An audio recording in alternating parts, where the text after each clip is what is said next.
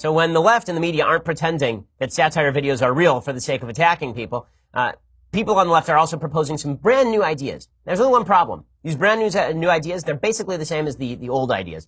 So, for example, Elizabeth Warren, she's presenting a brand new idea. It's brand new. What is her idea? She wants to run for president in 2020 as a Native American, and she says that she wants a 50% tax rate. That's what she's looking for, a 50% tax rate. Now, let it be said that people in the top brackets in the United States are already paying the overwhelming majority of actual net tax dollars toward the federal government. Like, it's not even close.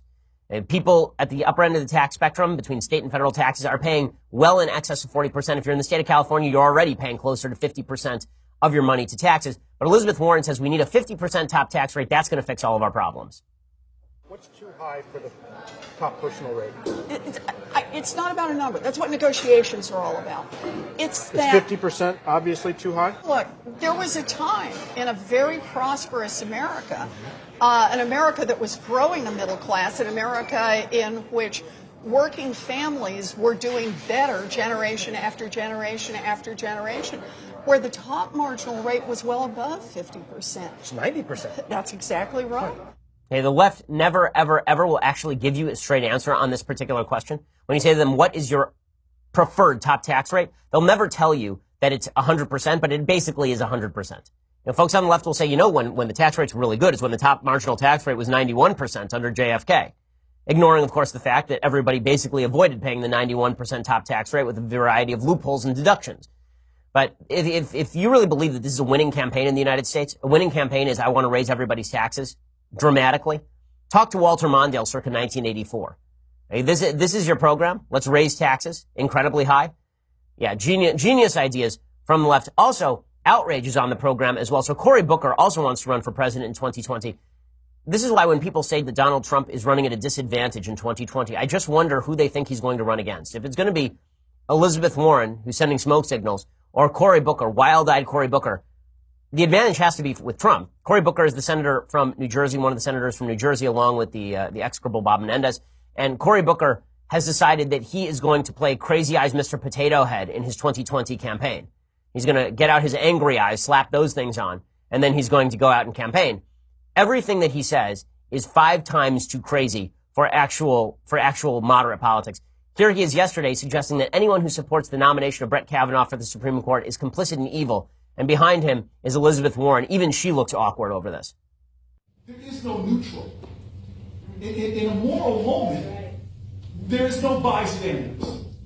You are either complicit in the evil, you are either contributing to the wrong, or you are fighting against it.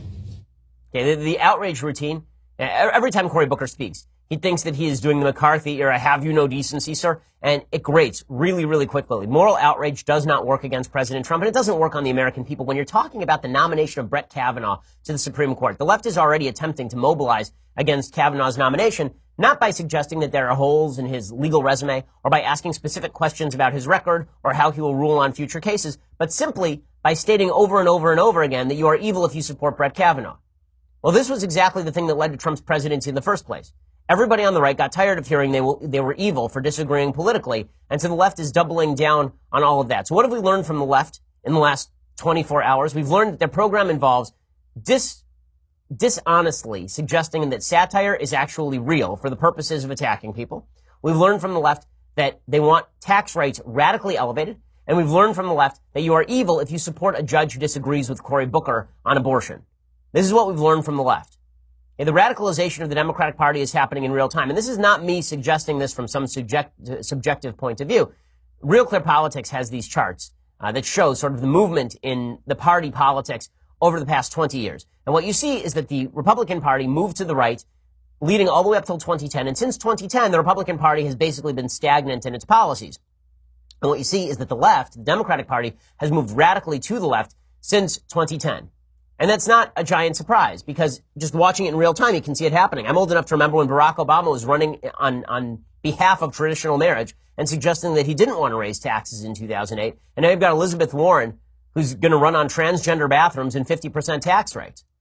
That might be a little bit too radical for the American people. Now, the other angle that folks on the left could take is that the Republicans in Congress aren't checking President Trump quite enough. That the Republicans in Congress are letting President Trump have his way. problem is it's hard to come up with the evidence that on policy they're actually letting Trump have his way, except perhaps on the issue of tariffs, where Congress really should seize back its power. It's a legislative power under Article 1 of the Constitution to handle tariff policy. But on other areas, for example, on Putin, the left has suggested that the Republicans are complicit in allowing President Trump to sell out the country to Vladimir Putin, except for the fact that the policy that has been promulgated by Congress is much harsher under President Trump than it ever was under President Obama. Yesterday, for example, Senator Mitch McConnell, the Senate Majority Leader, Cocaine Mitch, he came out and he said that Speaker of the House Paul Ryan, the two of them would not be welcoming Putin to give some sort of joint address to the houses of Congress. So they're not going to go along with the sort of warm feeling that President Trump has for Putin. Again, the policy that Trump has pursued via Putin is very different from the verbiage he has spoken via Putin with regard to Putin. Here is Mitch McConnell elucidating. Well, I can only speak for the Congress. The Speaker and I have made it clear that Putin will not be welcome up here at the Capitol. Okay, well, again, if the idea is you need to elect Democrats to check the President of the United States, I'm failing to see where Trump has really overridden his constitutional boundaries, except in the area of tariffs. And there is a case to be made that Republicans should stop him on that stuff for the sake of Trump's own presidency.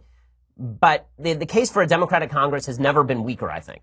And that's why I'm so bewildered by folks like George Will, who had suggested we need Democrats in Congress to check President Trump. You may not like President Trump, but the policy that is emerging from the Trump administration is not the same as President Trump's his personality and what he believes personally. They're not quite the same thing at all. I'm not sure how you trust Democrats, especially considering this final plank of the Democratic platform that I'm going to talk about in just 1 second. So, final plank of the Democratic platform apparently for 2020 is going to be plastic straws suck. And no, I don't mean that in punny fashion. I mean that they're no longer going to allow you to slurp through plastic straws in cities like San Francisco. According to the San Francisco Chronicle, soon to be heard in San Francisco, the last slurp through a plastic straw. This morning, my kids wanted to drink some tea and they wanted to use plastic straws. So I guess I am now complicit in evil, according to Cory Booker.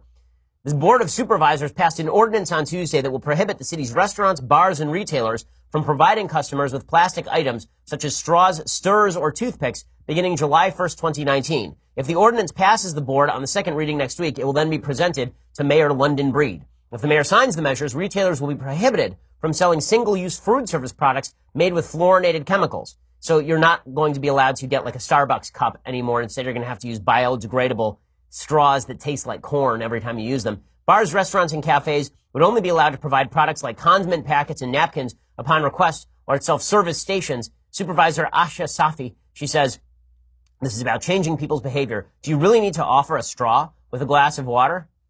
Well, yeah, I mean, I kind of want the straw. So a little bit. And if, by the way, all of the propaganda surrounding plastic straws is absolutely silly. When people say that plastic straws are actually contributing to the degradation of the environment in a serious way, it's just not true. Okay, there's basically a survey that was done by an 8th grader suggesting that there are 8 million plastic straws that are thrown into the ocean. But that's just not, it's not true. It's not true. Okay, this is your program now, is to make life more, so poop on the streets in San Francisco, fine. Straws on the streets in San Francisco, not okay. Open needles on the streets of San Francisco, fine. Straws on the streets of San Francisco, not okay. Plastic straws are not the problem. If you want to talk about ocean pollution, by the way, what is really polluting oceans are nets. Okay, that's really what's happening. The anti-straw movement, according to Bloomberg, took off in 2015 after video of a sea turtle with a straw stuck in its nose went viral. Campaigns soon followed, with activists often citing studies of the growing ocean plastics problem. But this well-intentioned campaign assumes that single-use plastics have much to do with ocean pollution. That assumption is based on some highly dubious data. Activists and news media often claim that Americans use 500 million plastic straws per day, which sounds awful, because that's stupid. There are only 300 million Americans. Okay, in this room, guys, on average, how many plastic straws do you use a day? A day. Okay, that's right. Okay, I use 0. Senya uses 0. Mathis uses 0. Okay, the notion, that means that for all of the three of us using 0, in order for us to get to 500 million, there has to be some person out there who's using 10 plastic straws in a day for that to average out to 500 million. And somebody has to be using 10 plastic straws. I don't know what they're doing. I don't know if they're like snorting cocaine with straws piled up the wazoo, but that's real weird. Okay, the source of the figure was actually a survey conducted by a 9-year-old. 2 Australian scientists estimated there were 8.3 billion plastic straws scattered on global coastlines, but even if those straws were suddenly washed into the sea, they'd account for 0.03% of the 8 million metric tons of plastics estimated to enter the oceans in a given year. But don't worry, the city of Santa Barbara has also passed an ordinance that will allow restaurant employees to be punished with up to 6 months of jail time or a $1,000 fine for giving plastic straws to their customers. The bill was passed unanimously last Tuesday. $1,000 fine. So if you go to a table and you just give 4 plastic straws to people, that's $4,000. Or you could do 2.5 years in jail. You could do 2 years in jail for giving 4 customers plastic straws.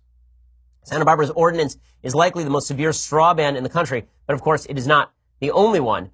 By the way, Santa Barbara didn't just ban plastic straws, they also banned compostable straws. So I guess there are no straws available at all. So I guess if you're a disabled person who actually needs to sip through a straw, you're basically screwed, right? I mean, I guess that you could probably have a lawsuit based on this. This is pretty nuts. Okay, this is pretty nuts stuff, but again, the left is not known for its moderation on issues of virtue signaling, and this is merely the latest example of all of that. So, again, I'm very glad that the leftists have decided the crucial threat to the planet is plastic straws, and that must be ended immediately. But the spread of poop on sidewalks, that's cool. Homeless people